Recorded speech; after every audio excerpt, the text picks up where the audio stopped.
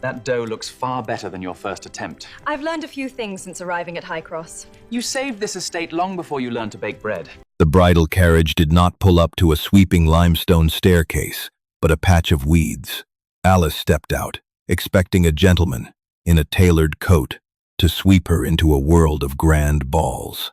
Instead, she found a man holding a dead pheasant, asking if she could pluck. The journey to Yorkshire had taken 4 days, and with every passing mile, the temperature inside the carriage seemed to drop another degree. Alice pulled her wool pelisse tighter around her shoulders, her fingers stiff inside her kid leather gloves. In her lap sat a small, leather-bound volume of romantic poetry, a parting gift from her cousin. She had read it twice on the way up from London, filling her head with visions of sprawling, sunlit estates, long walks through manicured rose gardens, and a husband who would quote Byron by the fire. She was, after all, marrying a duke. Her uncle had arranged it. The Duke of Westmorland, he had told her, was a man of traditional values, seeking a bride of good breeding to preside over his ancestral home, Highcross. Alice had spent her last weeks in London purchasing silk gowns, velvet walking dresses, and delicate slippers, preparing for a life of quiet, aristocratic luxury. The carriage lurched violently, the wheels sinking into a deep rut. Alice gripped the velvet handstrap, gritting her teeth. The window glass was fogged with her own breath, but she wiped a circle clear with her sleeve. Outside, there were no rolling green lawns or wrought iron gates. There was only the bleak, gray expanse of the moors, dotted with clumps of brown heather and jagged rocks. When the carriage finally ground to a halt, there was no chorus of welcoming servants.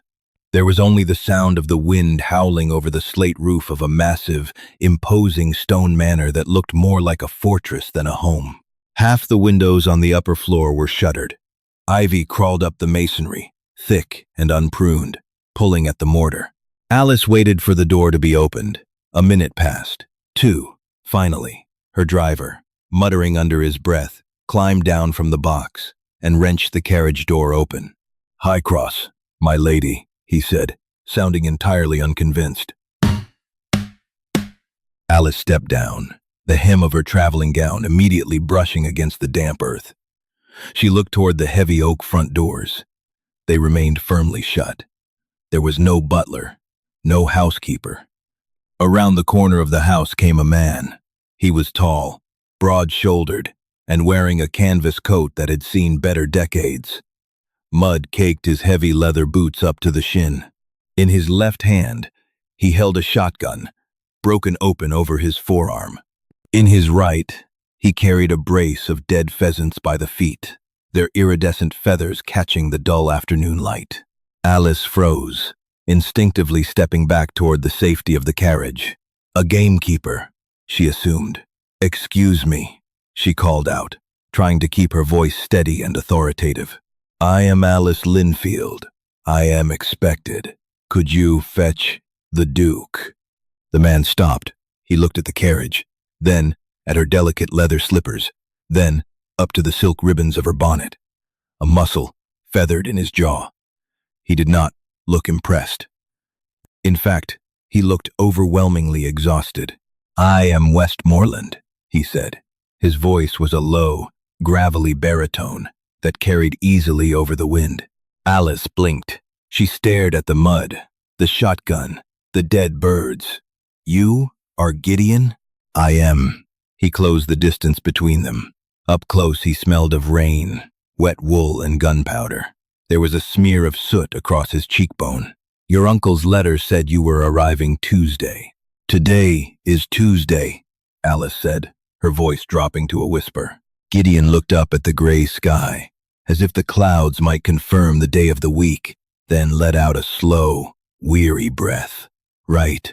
He looked back down at her. He didn't offer a bow. He didn't kiss her hand. He held up the birds. "Do you know how to pluck a pheasant?" Alice stared at the lifeless, blood-flecked beaks.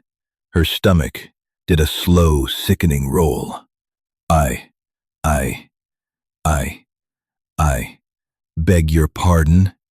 "Pluck," Gideon repeated, his tone flattening. "And clean. Hobbs is laid up with his gout, and Mrs. Higgins quit 3 days ago because I couldn't pay her back wages. It's just you and me." Alice's chest tightened. I do not cook. I am a lady." Gideon stared at her for a long, quiet moment. The wind whipped a loose strand of dark hair across his forehead. "Your uncle's contract stated you were a practical woman of immense domestic capability." "I can embroider," Alice said defensively. "I play the pianoforte. I can manage a staff of 20. "I don't have a staff of 20, Gideon said, turning toward the heavy oak doors. "I have an old man with a bad foot and a drafty house. Bring your trunk inside before it rains. I'll put the birds in the larder." He walked away, leaving her standing in the mud. Alice looked back at the driver, who was already untying her heavy leather trunk from the back of the carriage, looking eager to flee.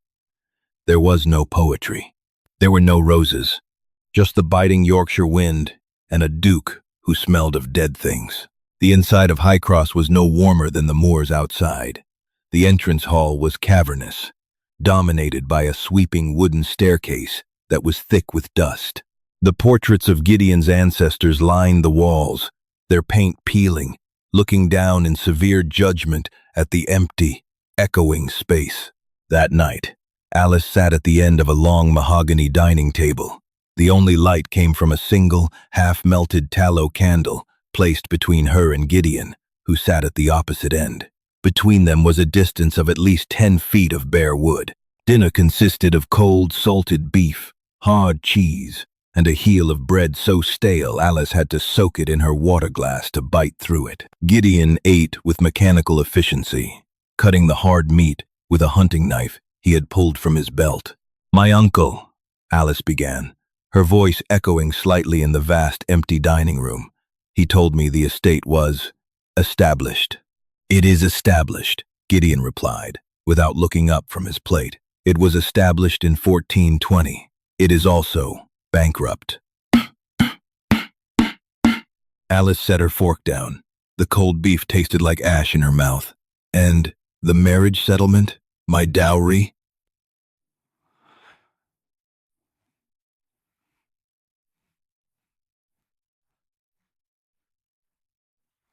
"It went immediately to the creditors," Gideon said flatly. He finally looked at her.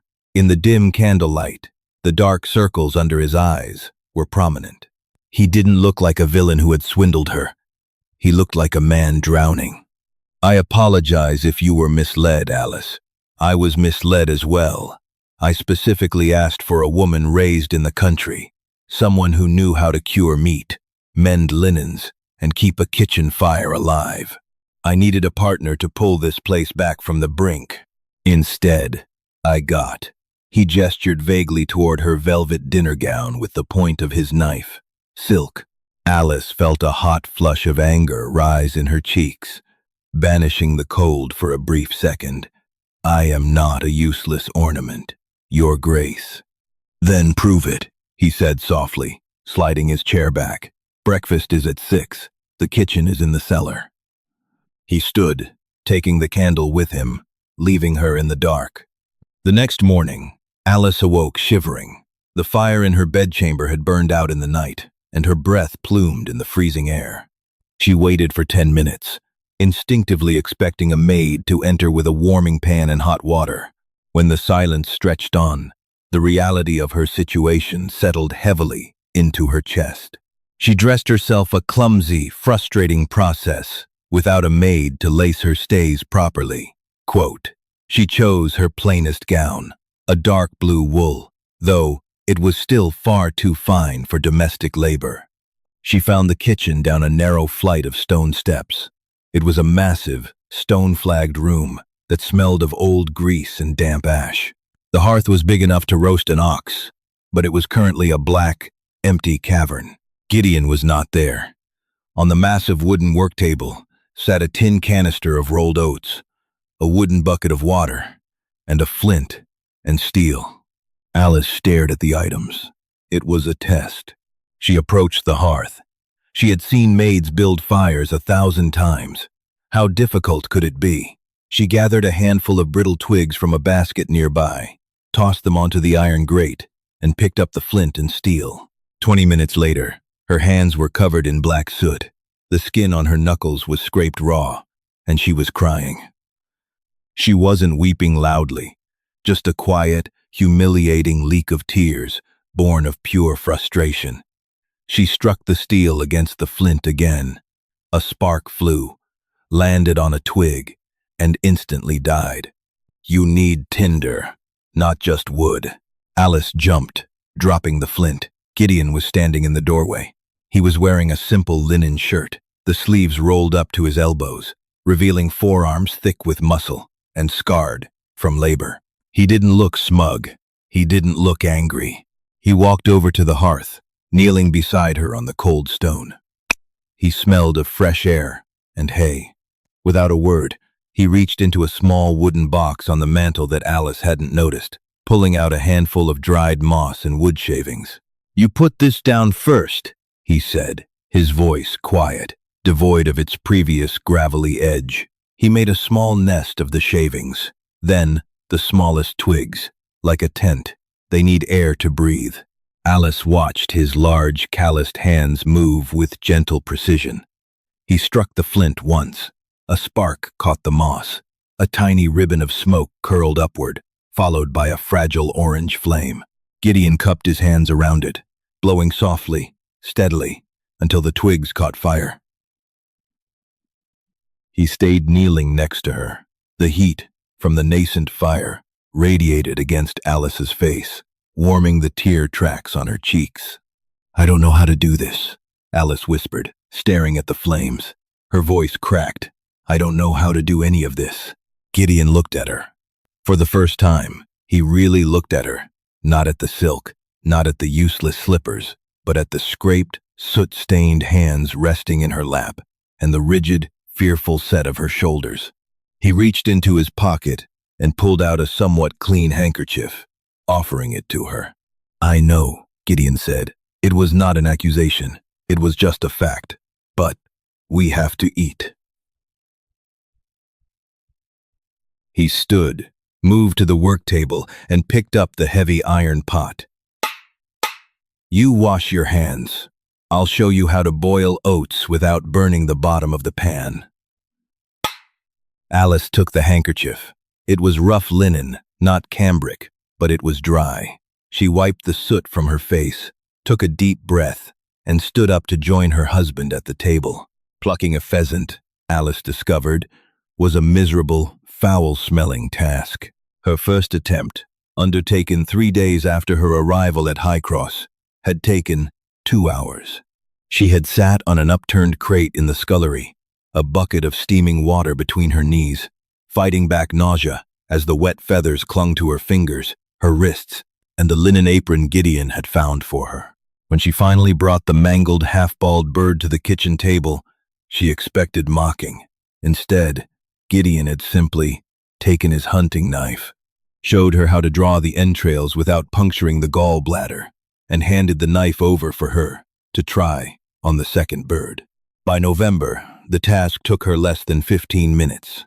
The harsh Yorkshire autumn had stripped away the last of Alice's London illusions. The velvet pelisses and silk day dresses remained locked in her leather trunk. They were entirely useless against the damp chill that seeped through the manor's thick stone walls. Instead, she wore a sturdy, dark gray wool gown she had found in an abandoned guest chamber, its hem permanently stained with soot and floor wax. Her hands, once soft and pristine, were fundamentally altered. A burn scar slashed across her left thumb from a careless encounter with a hot iron skillet. Calluses had formed at the base of her fingers from hauling buckets of water from the courtyard pump and scrubbing the heavy wooden floors. She no longer cried when the fire refused to catch. She simply adjusted the draft in the chimney and struck the flint harder.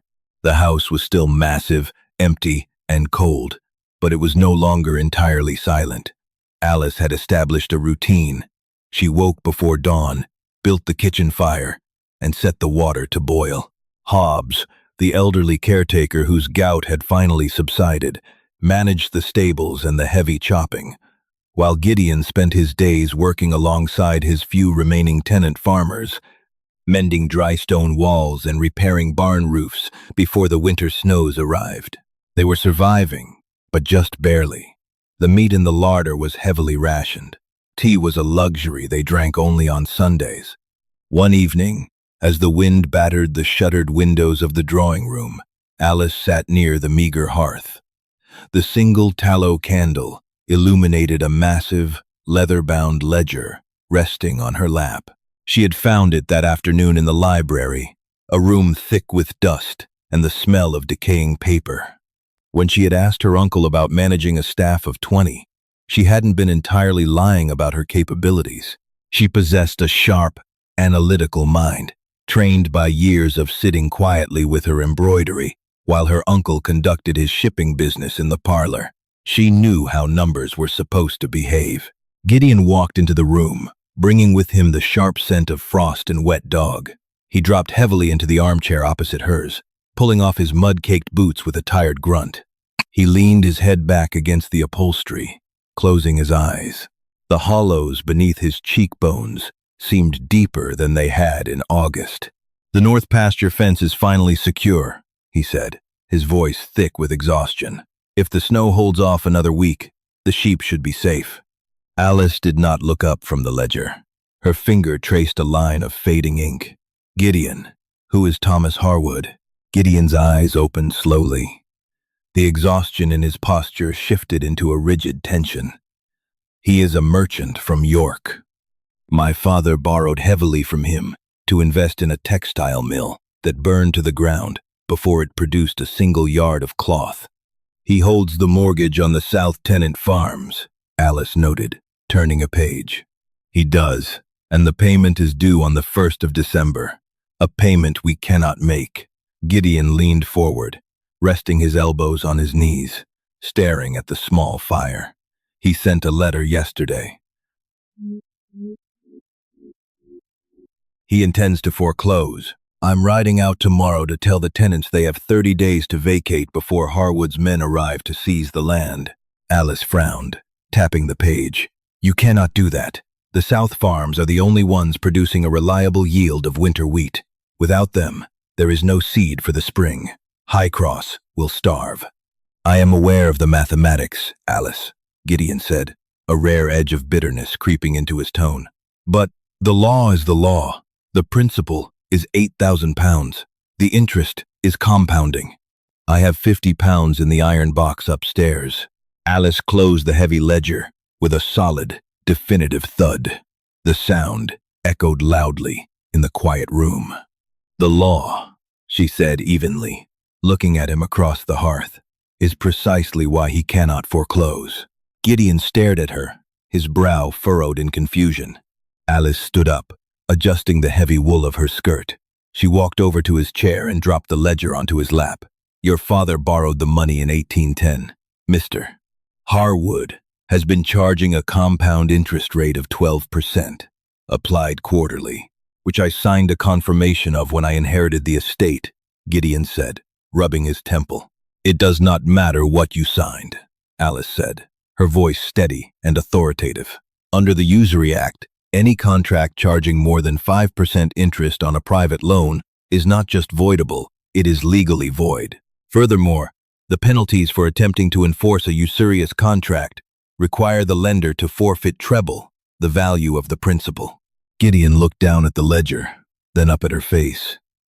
The firelight caught the sharp, determined angle of her jaw. You know the Usury Act?" "My uncle is a shipping merchant," Alice replied simply. "I spent my youth sitting quietly in corners, while men in expensive coats tried to ruin him. I learned how to read a contract." She tapped the leather cover of the book. "Mr. Harwood has been extorting your family for years. If he takes this to a magistrate to seize the farms, he exposes himself to ruin." Gideon was silent for a long time. The wind howled against the stone exterior of the manor, but inside the drawing room, the air felt suddenly, palpably still. He looked at the woman standing before him. She was wearing a stained apron, Her hands were red from scrubbing. Her hair was pulled back in a severe, practical knot. She had never looked more formidable. "He arrives tomorrow," Gideon said quietly, "to collect the deed in person." Alice gave a short, curt nod. "Then, we had better make sure the parlor is swept."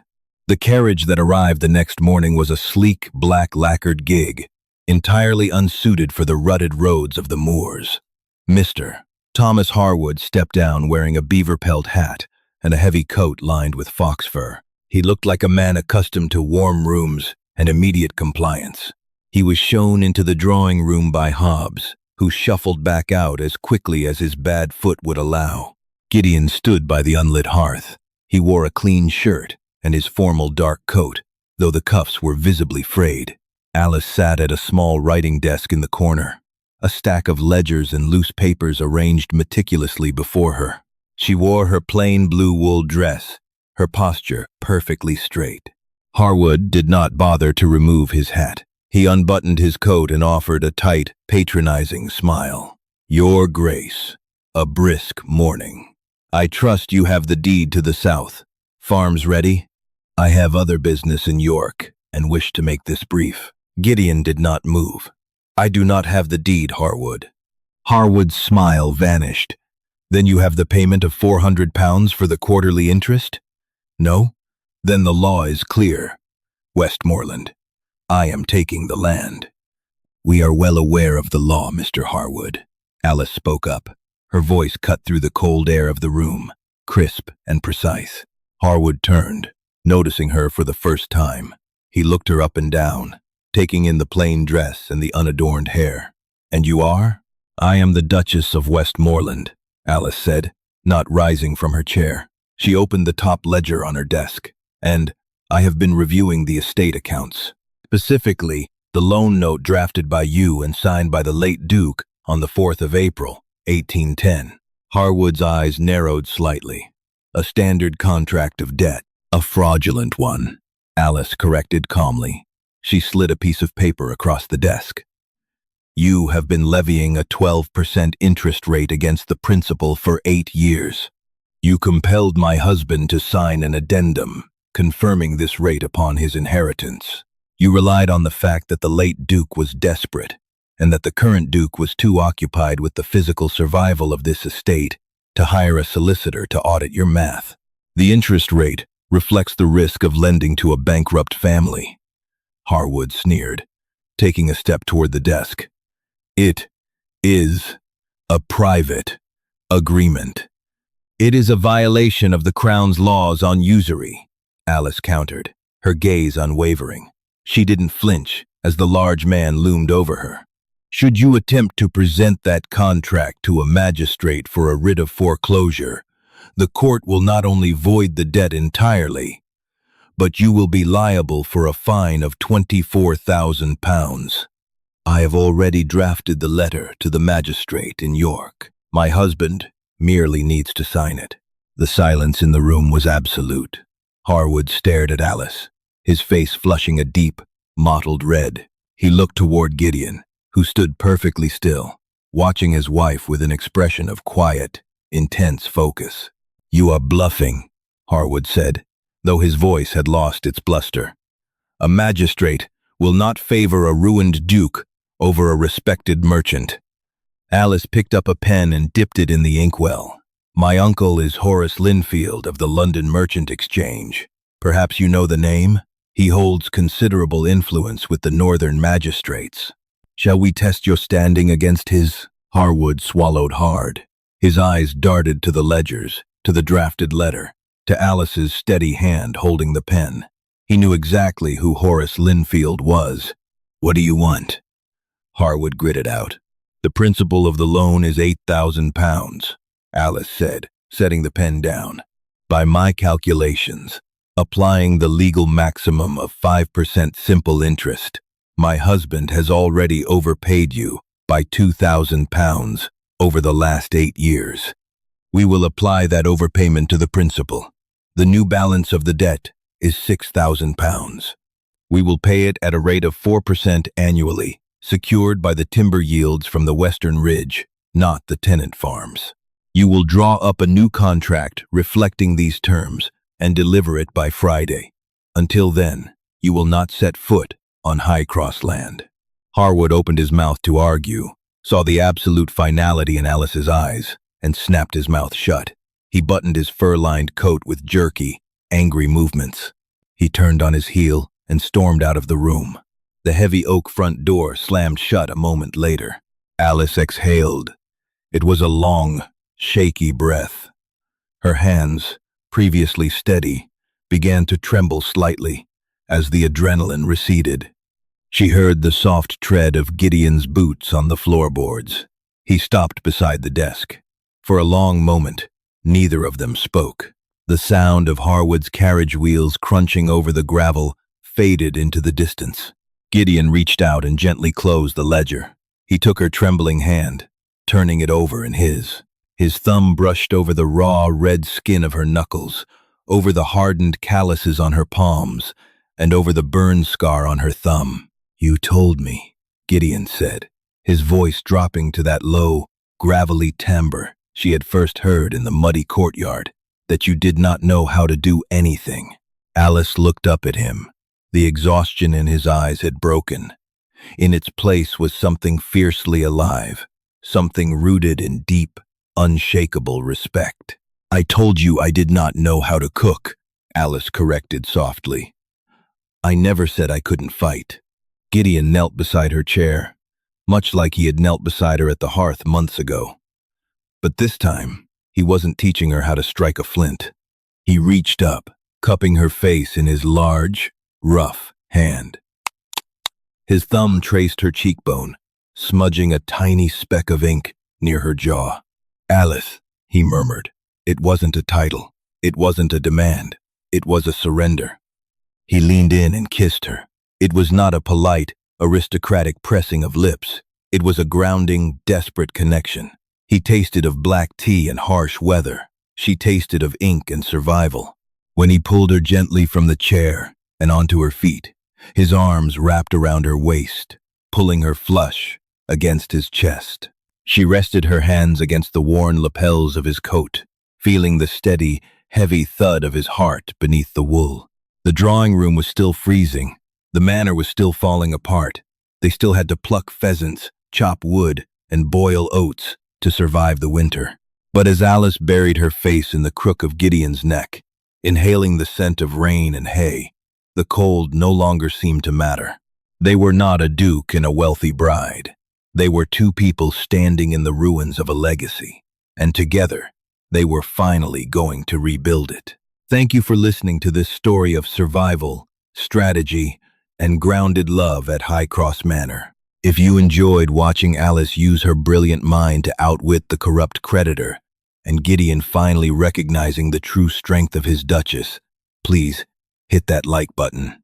Don't forget to share this video with fellow fans of historical drama, and subscribe to the channel for more immersive, full-length storytelling and character-driven historical romances. See you in the next story.